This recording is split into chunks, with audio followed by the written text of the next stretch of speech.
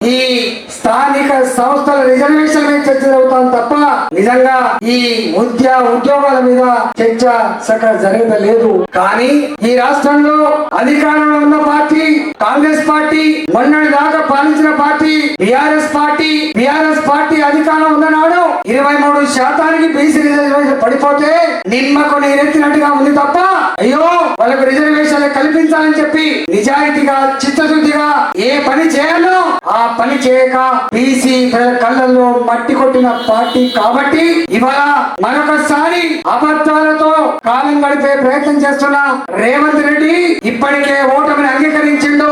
42% రిజర్వేషన్లు సాధించకపోతే ఏ పార్టీకి ఆ పార్టీ 42% రిజర్వేషన్ కల్పించి మనం బాధ్యత నిర్వహించాలని చెప్పి ముసలి కన్నీళ్లు కారుస్తున్నాడు. కాబట్టి ఇవాళ బీఆర్ఎస్ పార్టీకి అడిగే నైతిక హక్కు లేదు.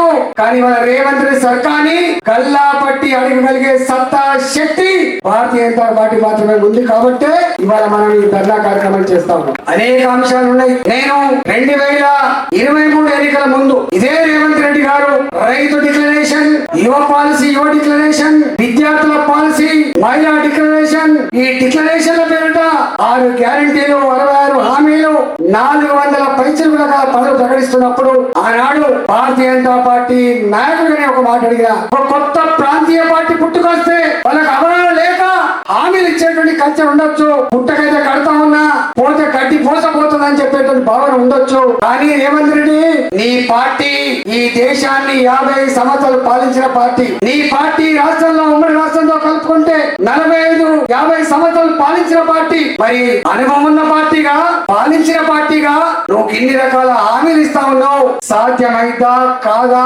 అవగాహన ఉన్నదా లేదా, లేదు ఎన్ని అడ్డమైన హామీలైనా ఇచ్చి ప్రజల్ని మోసం చేసి అధికారంలోకి రావాలనే తపన ఉందా అని చెప్పి ఆనాడు నేను అడిగిన.